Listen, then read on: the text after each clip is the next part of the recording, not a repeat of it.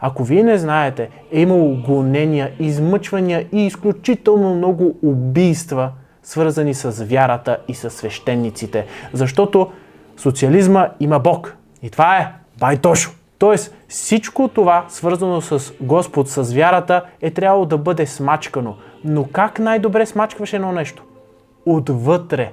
Може би кръстоносните походи са спасили нас като цяло, тъй като са успели да спрат турците, но за съжаление не всички са били дълбоки християни, защото завладяват Константинопол, разграбват го и когато имаме такива две много тежки събития, то остава, как да кажа, горчилка. Това е причината Лутър да създаде протестантството.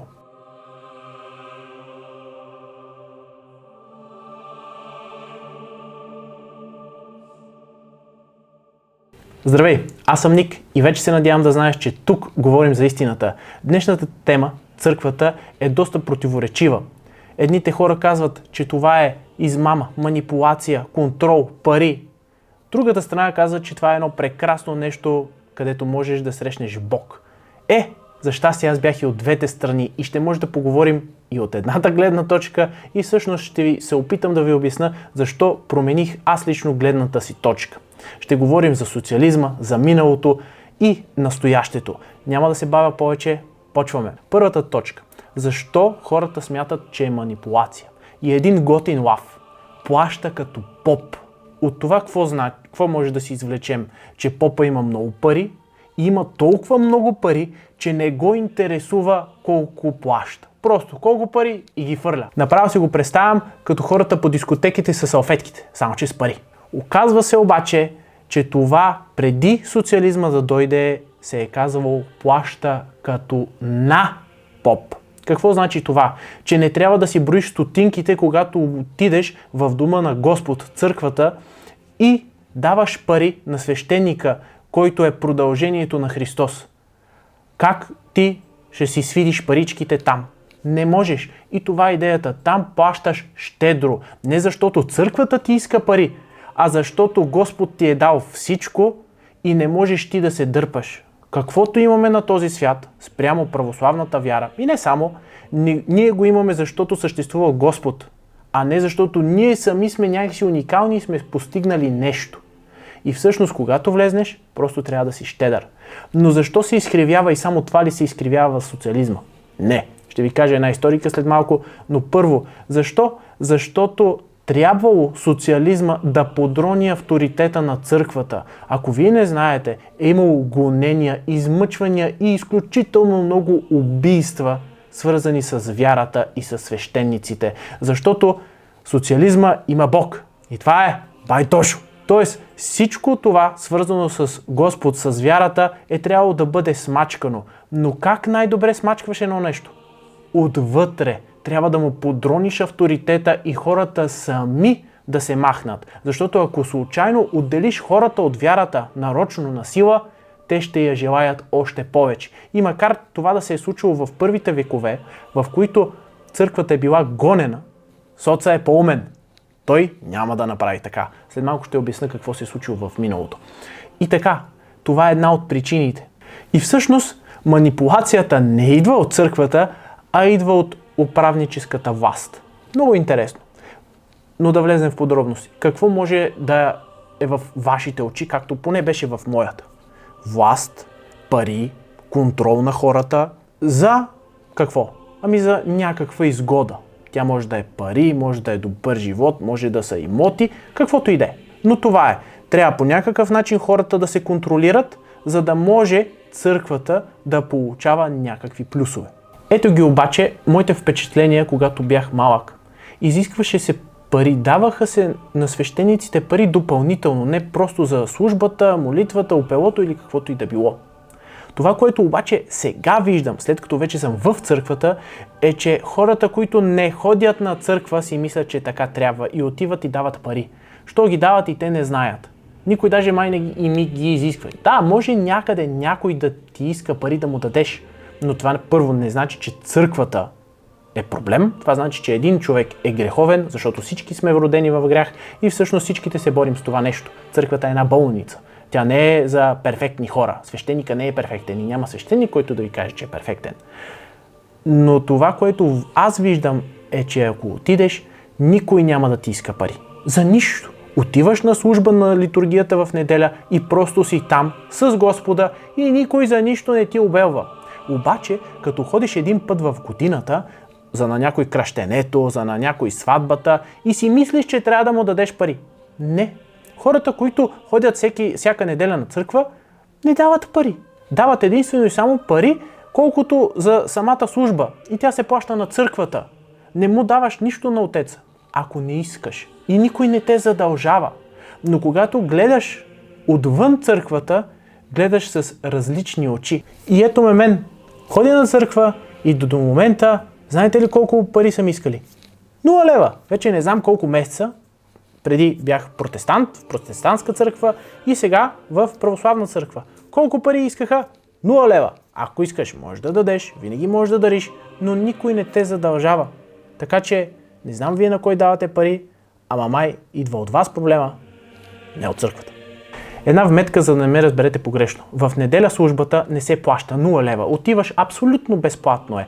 Служба имах предвид това да направиш кръщение, да направиш сватба. Тези неща се плащат към църквата. До момента не съм видял някой, който да е поживял вътре в църквата, в една хубава православна църква и да види такива проблеми. В момента едни приятели ми казват, че на някои места в някои църкви отказват кръщение, защото хората не са в тази църква, не са в, каза се, общение, не ходят на литургия, не се събират, хората не ги познават. Защо да те кръстя или да кръстя детето ти, след като ти не си във вярата? Кръщението е за опрощаване на греховете. Т.е. ти трябва да приемеш първо Христос, а след това да се кръстиш. Не е просто иди ми, дойди ми. И това от моя лична гледна точка ще е фантастично. В Америка имаш 1 година катахизис. Подготовка, за да влезнеш във вярата. Не може, хоп, искам, значи ставам. Не, ти трябва да се запознаеш с вярата. Кой е Христос? Защо е? Всичките възможни подробности. 1 година ходиш на църква и тогава те приемат във вярата. Това в България не се приема толкова много, тъй като ние сме православна държава. Общо взето, църквата очаква ние да спознаваме Христос и да знаем. И просто като влезнем в църквата, вече да сме на ти. За съжаление обаче, 74% се водим, че сме християни, но се оказа, че 30% знаят за Христос и за задгробния живот. Те си мислят, че няма. Тоест, само се пишем православни християни, но въобще не познаваме вярата. И ако върнем тази 1 година, ще се променят доста неща, защото това е за мен, може би, най-важният избор, който може човек да вземе. Да не говорим, че преди това може и по-дълго време да е отнемано при минаването на вярата. Но да махнем парите за сега и да влезнем в властта. Искам да отидем в 1 век и преди 1 век. Там, където Христос умира и учениците му и учениците на учениците започват да проповядват вярата. Каква власт имат тези хора? Да видим. Всичките ученици умират, освен един, и то не просто умират, те умират мъченически.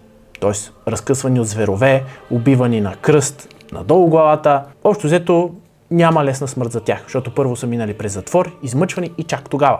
Учениците на учениците, също голяма част от тях умират като мъченици. Интересното е, че за да се жертваш за нещо, то трябва да има някакъв смисъл, нали? Някакви блага. Оказва се, че всички те живеят изключително мизерно. Единственото, което правят, е да обикалят из света и да споделят Словото.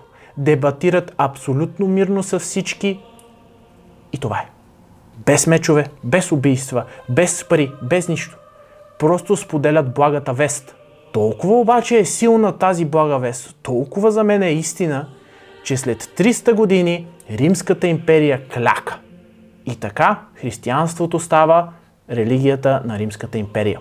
И някой тук ще каже, да, ето, Рим, тъмън тръгват да се разпадат като империя, нали, после се разделят. И точно за това хващат една вяра и да сплотят хората, за да може по-лесно да ги манипулират. Но тук това е, как да кажа, толкова е плоско, че не мога да ви обясня след като разбрах в дълбочина. Римската империя е имала богове, официалните богове на Рим, и в същото време е позволявала на абсолютно всички останали нации, които са били завладяни, да си служат и на техните богове. Единственото, което трябва да правиш, е да служиш и на римските богове, но и на вашите си. когато Христос и християнската вяра идва, казват, има само един Бог и само една вяра. И това е Христос, Сина Божий и естествено Светата Троица, Светия Дух и Отца. Тоест, те влизат в абсолютно противоречие с законите на Рим и затова са гонени и избивани. Обаче, когато Рим взима християнството за религия, това значи, че всички други нации ще се откажат, трябва да се откажат от техните богове, защото иначе ще бъдат наказани. Въпрос е, къде е логиката, къде е сплотяването? Това ще направи един изключителен бунт. Реално Рим за това е оставил хората да си вярват в техните си неща, за да може да не се бунтуват и да има по-малко войни и размирици. Обаче това е абсолютно противоречиво. Има два варианта. Християнството е станало толкова разпространено и толкова хората са вярвали в Христос, че Рим да е трябвало да клекне над мирната вяра без нито едно убийство или нарушение на закона, а само с дебати, или Рим са много глупави. И в двата случая това Рим да контролира и да властва над хората е нелогично, защото или хората първо вече са повярвали, или Рим иска да се разпадне сам. И за тези от вас, които все пак им е интересно, но още не вярват, задавам един логичен въпрос. Как чрез мир, доброта и помагане на другия да обичаме ближния си, всички клякат на тази вяра? Всичко друго се случва с война, убийства, дори и в днешни дни. Как целият свят за един период от време напълно е приел християнството? Как най-голямата империя в света се предава мирно? Втори въпрос, който да си зададеш. Посочи ми някъде в Новия Завет нещо, което ние да спазваме, нали, като закон дори, което ще ни навреди. Да обичаме ближния си, да даваме и горната си дреха ли. Абе какво? Намери едно нещо в Новия Завет, в което по някакъв начин ще навреди на общността, на цялата планета Земя и на хората. Няма. Тоест, ако наистина спазваме това, което Библията казва, аз по-добър наръчник не съм виждал. Сега да поговорим естествено, откъде идват всичките тези обвинения, защото те не са измислица. Наистина има проблеми. Има проблеми навсякъде. Но може би това е една от причините да не стана католик, да стана православен християнин, е, че тези проблеми идват от католицизма. Индулгенциите. Ако ти не знаеш, папата и не само, нали, църквата, само че католическата църква, е искала пари за храмове. Тоест, ти имаш грехове, обаче плащаш си и те ти се опрощават греховете. Тоест, ти си купуваш спасението, което е абсолютно ненормално. Спасението не се купува. И това продължава доста дълги периоди от време и експлоатира доста хората. Второто нещо, което е власт и общо взето контрол, политика, са кръстоносните походи. Може би кръстоносните походи са спасили нас като цяло, тъй като са успели да спрат турците, но за съжаление не всички са били дълбоки християни, защото завладяват Константинопол, разграбват го. Те искат да пазят от Османската империя, само че атакуват Константинопол, не знаем но защо, ограбват изключително много ценни неща, свързани с църквата и естествено злато и прочие. Избиват много свещеници и още взето християни убиват християни за пари. И това е естествено по позволение на папата. Реално папата дори се извинява публично за това нещо и казва, че това не е трябвало да се случва по този начин. Каква изненада! И когато имаме такива две много тежки събития, то остава, как да кажа, горчилка. Това е причината Лутър да създаде протестантството, защото казва, че точно против тези индулгенции не му харесват и на мен не ми харесват и за това трябва само чрез вяра да се спасяваме, а не някакви земни неща. Това може би за някой друг клип ще си поговорим. И така се създава проблем. Хората просто намразват вярата, защото има хора вътре, без значение дали ще е папата, свещеник или някой друг, които допускат грешка. Това, което обаче повечето хора не разбират, е, че църквата е свещено място, но хората са си хора. Отново ще кажа, това е една болница. Всички сме болни и влизаме вътре, за да се лекуваме. Всички. И е нормално да допускаме грешка. Това, което трябва ние да гледаме, е дали църквата като цяло прави нещо лошо или отделни личности правят лошото. За съжаление, католическата църква има една глава – папата. И той казва какво да се случи и кога да се случи. За мен лично един човек винаги може да сгреши. Православната вяра обаче е различна. Трябва да се съберат синод, т.е. хора на едно място, патриарсите и така нататък, различните църкви и да са на едно мнение всички, за да вземат решение. По този начин един човек може да сгреши, двама да сгрешат, обаче всички да сгрешат, цялата църква, която трябва да е тялото Господне, няма как да сгреши, защото там е Господ. Тоест, човешкият фактор, човешката грешка се лимитира, когато има много хора, които взимат общо решение. И тук не говорим за демократично решение, където 51% от хората, ако се съгласят, се взима решението. Не, всички трябва да са съгласни. Дори разделението на Рим от църквата през 1054 може да се гледа като политическо решение за власт, защото те се отделят, за да могат да контролират. И между другото, така и се случва. В един момент папата има по-голяма власт, дори има документ, в който така казва, че трябва да бъде, над императора, което не е нормално. Не можеш ти да мешаш вярата, нали, Господ, с политика. Но ето, случва се. Лошото е, че ние като хора, които търсим вярата, имаме тази, както казах, горчилка. Обаче тя идва главно от католицизма. Да, в православието също има проблеми, но не в такова огромно естество. Това обаче, което разбрах за православието, е, че това е религията на мъчениците. От 1 до 4 век християните биват гонени и избивани от Римската империя. След това, от 7 до 15 век, кой идва? Арабия и Османската империя. Ние като българи сме били 500 години под турско робство, смазвани, данъци, опресия, убийства, като православни християни. Рим? Никакъв проблем. Там, центъра на Европа, няма как някой да достигне.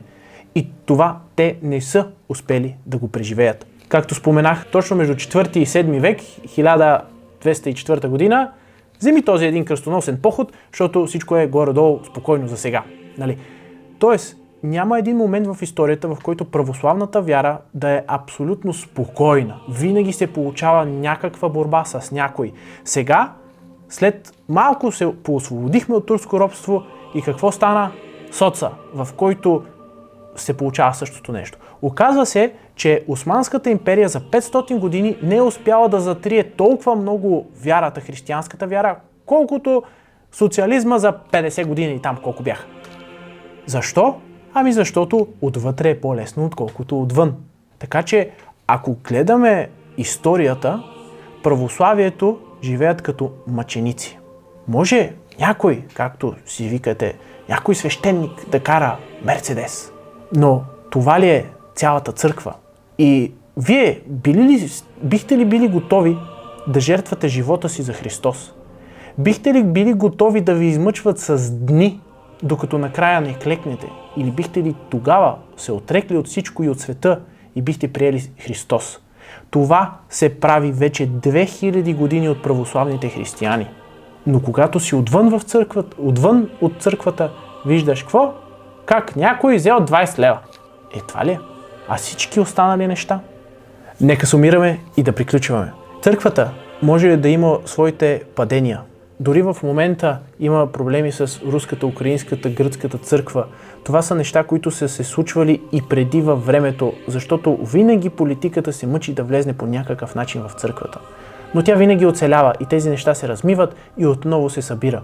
Но това, което трябва да знаем, е, че във всеки един момент църквата се бори за нас и за нашия живот. Единственият начин да разберем истината е когато започнем да я живеем. Отстрани винаги всеки един човек може да види проблеми. И това е най-интересното, че нито един човек няма да ги отрече, който е в църквата. Но това значи ли да се откажем? Това значи ли да захвърлим всичко? Значи ли това, че Христос е умрял на празно? Човек, който се е жертвал за нас, който всъщност е и Бог. Можете ли да си представите, ако Бог е слезнал на земята и е живял такъв живот и е оставил хората да го убият? Представяте ли си колко сме грешни ние? Представяте ли си колко е било трудно на апостолите да преживяват и да умират за тази вяра? И това се случва до ден днешен. Щом има хора, които са готови да умрат и даже са готови да живеят за това нещо мъченически, защо не погледнем по-надълбоко в нещата, а гледаме само на повърхността, само това, което е достатъчно, за да ни отблъсне от църквата и от вярата. Замислете се дали дявола вътре във вас не ви говори и всъщност това да е единствената причина да не влезнете в църквата. Представяте ли си с колко малко нещо дявола успява да ви победи? Очаквам вашите въпроси долу в коментарите и това, вашия път и какво вие сте видели.